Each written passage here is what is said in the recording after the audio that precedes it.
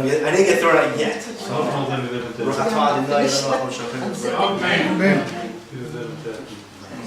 Yeah, so the Ramban, he says something fascinating. At the end of when Jacob was found out about Yosef and to reunite with him, so to just fresh up on the story, he was there through a rival between the brothers. He ended up there. He ended up becoming the leader, saving Egypt from the great famine. Israel at the time was in a severe famine. So once Jacob found out that his son Joseph was in the land of Egypt, he sent his sons there. They found out that Joseph, he went himself, and to get nourished. But he thought himself that they're gonna come back, right? But what really happened? What really happened? He came back not alive. He came back dead.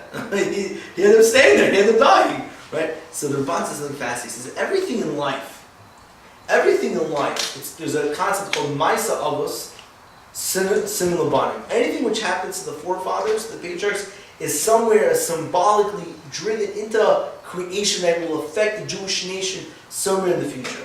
For example, it's like a genetic code, like genes. When someone has a genetic code, when they're born, when the conception, when the genes are built, they already have the genes of blue eyes. So do they actually have blue eyes yet? No. But it will soon develop. So they really, what the forefathers did was they planted these roots that soon would spread out to years to come.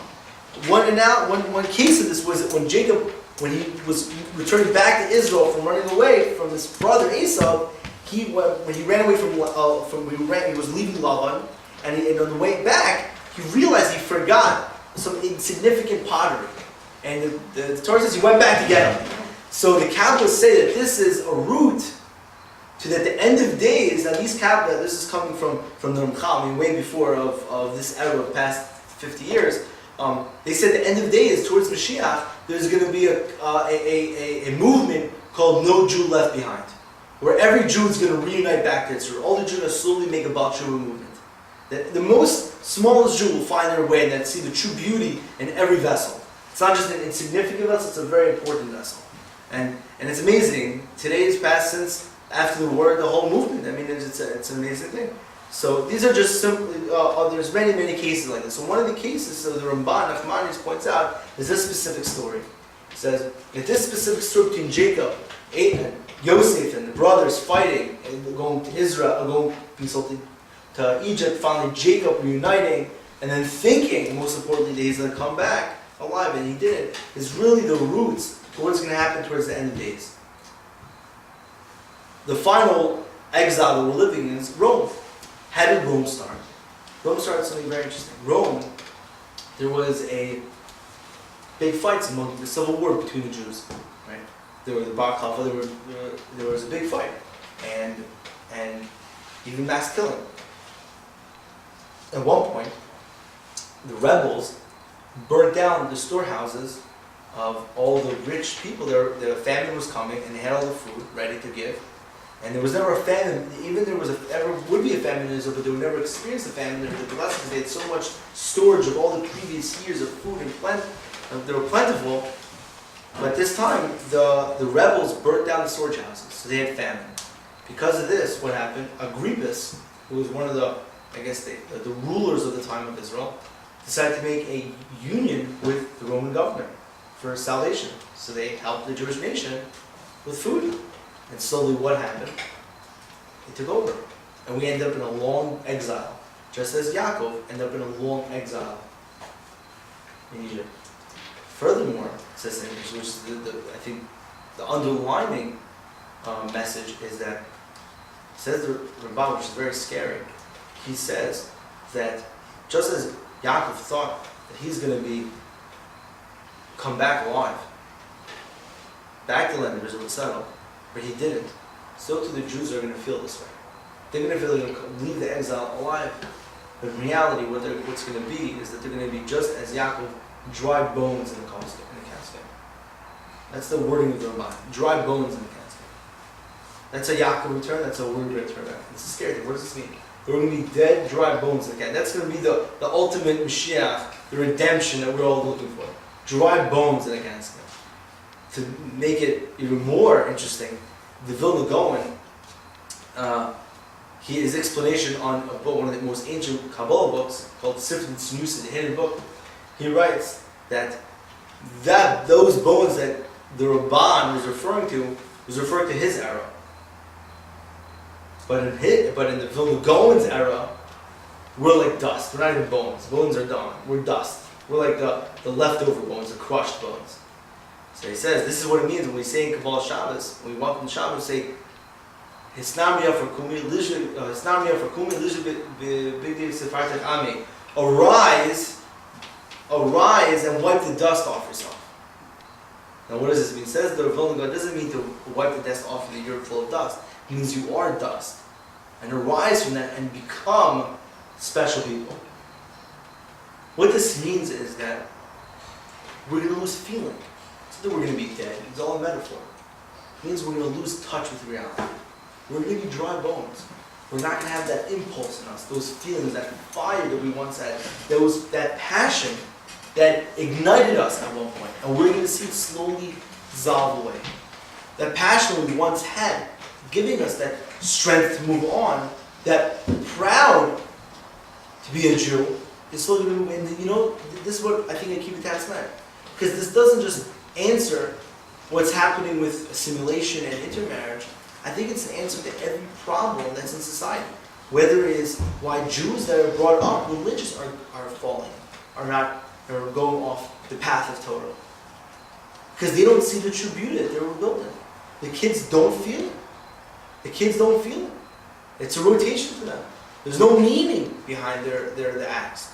And more importantly, sadly, just as important, the Kiruv movement is very slowly dying. It's very hard to do Kiruv today. It's very easy once you have people in the door to try to makar people. But to get them in the door is very difficult. People just don't care. And today, if they feel sad, they'll just go on a cruise. They'll go to Vegas. They'll have so much things that's distracting them, and it's just the feelings that they have are not there anymore. They're not alive. And that's why this is what Klal Yisrael is today. Klal Yisrael, it's not just Klal Yisrael, it's the whole society. The whole world is a living of just skeletons. No one cares.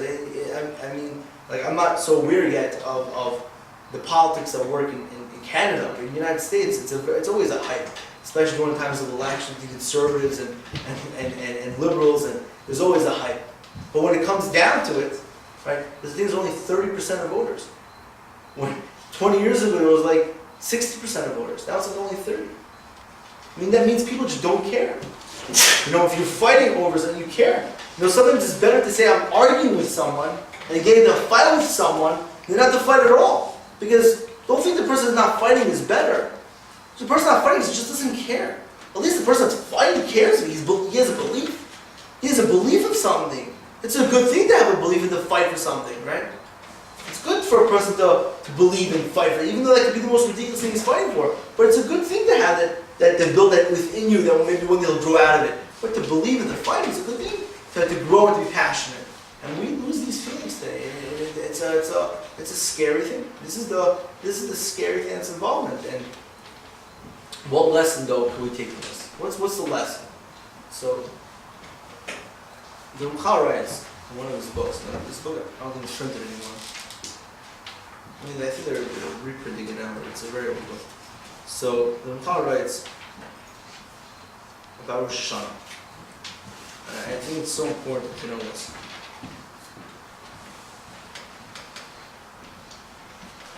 In connection with intermarriage, really we have to discuss it more at length, but the beautiful setup that would be that Hashem wants, ultimately, is that we're the Am Sugul Amim, that we're the light upon the nations. We always will be the light upon the nations. We're always the center of attention. Any news that will ever commence, always about a Jew. Israel is always the center of the eye. Bottom line, Jews are the center. We always will be. That's a fact. So we can use the opportunity to help other people and to work with other nations and to elevate everyone. Instead of making a chil Hashem and disgracing ourselves, we can actually sanctify everyone. Not just ourselves, but through ourselves, sanctifying ourselves, we sanctify everyone around us.